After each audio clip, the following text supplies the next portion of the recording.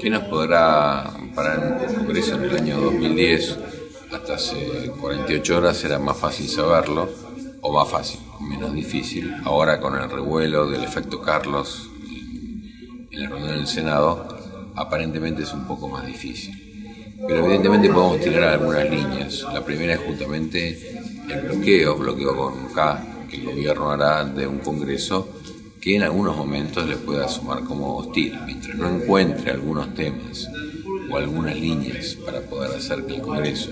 siga funcionando en forma un poco parecida a lo que funcionó en los últimos años, donde tenían mayorías más o menos automáticas, sustantivas. Entonces probablemente el gobierno intentará colar algunos temas que rompan el eje de la oposición,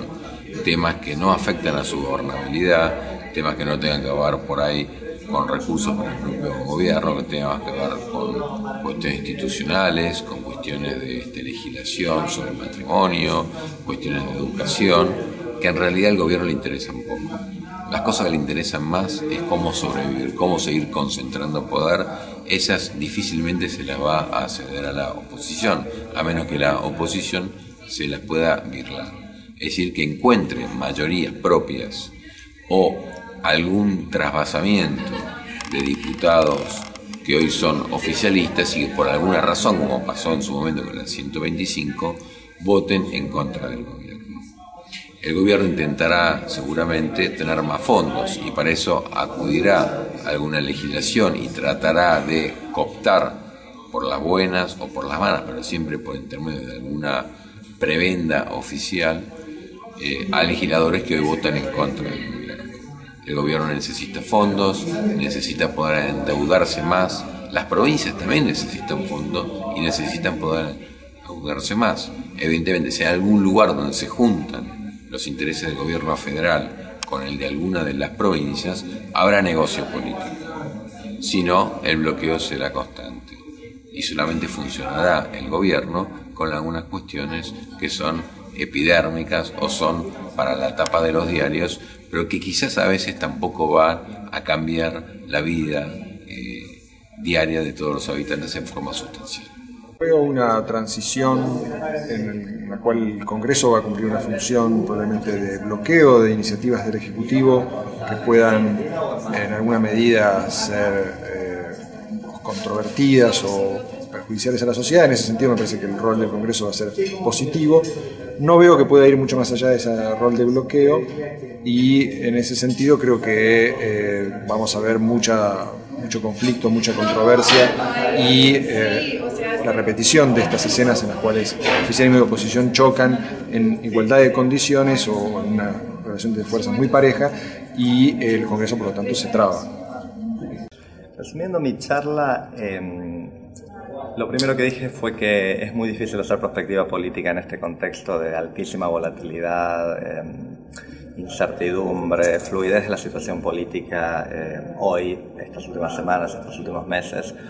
Uno cree que es muy difícil prever las cosas que van a pasar en las próximas semanas, meses, mucho menos años. Los dos datos que yo resalté que sí son estructurales y que sabemos que lo más probable es que queden es la debilidad política del kirchnerismo, que se ha debilitado fiscalmente, se ha debilitado en la opinión pública, se ha debilitado en las cámaras legislativas, en el Poder Judicial, en el frente piquetero.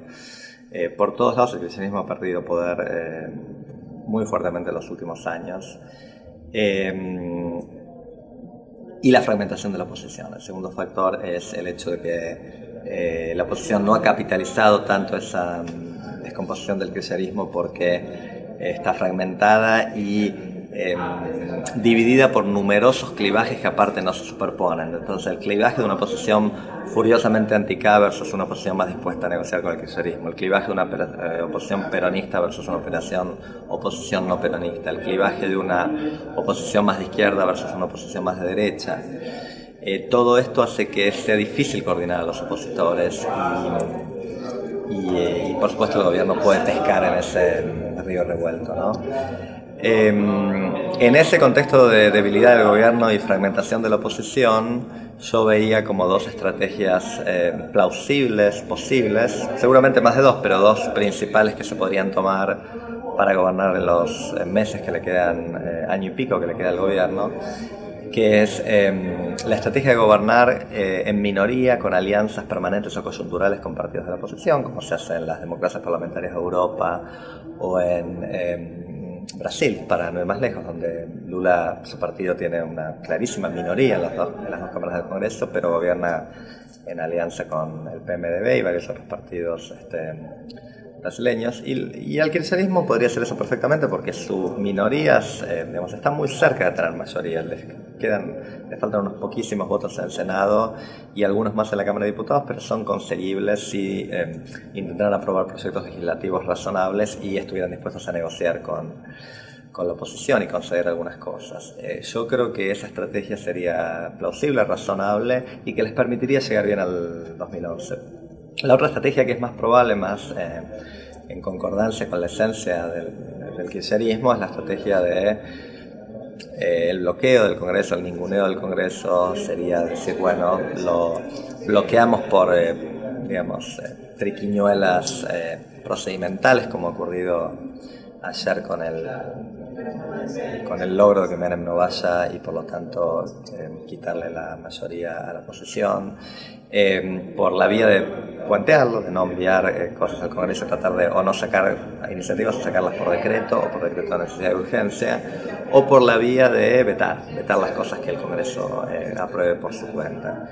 Todo esto implicaría un gran deterioro político para el gobierno de Cristina y de Néstor, porque vetar leyes, por ejemplo, la reforma del INDEC, sería muy impopular hacer eso,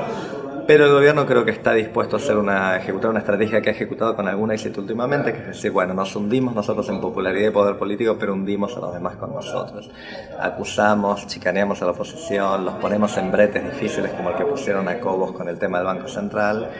y la popularidad de Cobos se ha hundido. O sea, sigue siendo un político de los más populares de la Argentina, pero bastante menos de lo que era hace unos meses.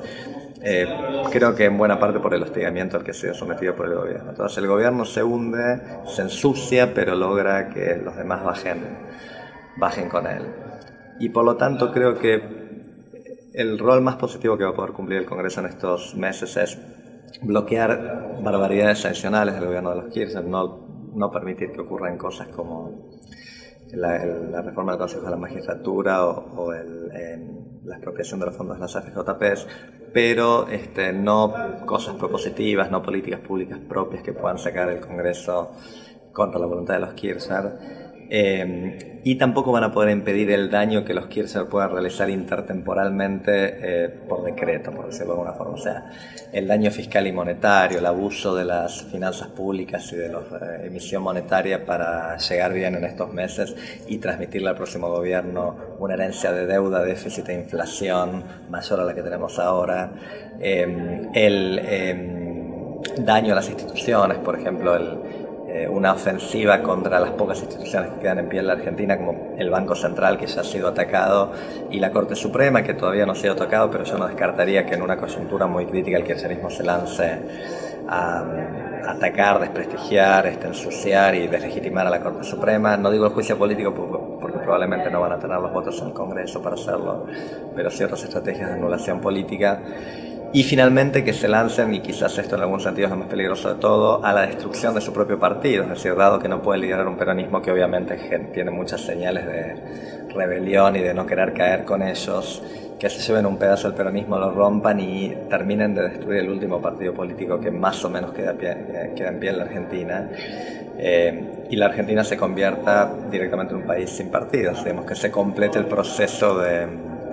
destrucción de los partidos políticos que comenzó a fines de la década del 90, que se agudizó profundamente en la crisis de 2001-2002, que se agudizó aún más con las divisiones deliberadas que el kirchnerismo generó en el área, en el Partido Socialista, en el Partido Radical, especialmente el Partido Radical, con la cooptación del radicalismo acá, y que termine finalmente dividiendo y fragmentando el peronismo y haciendo a la Argentina un país con políticos individuales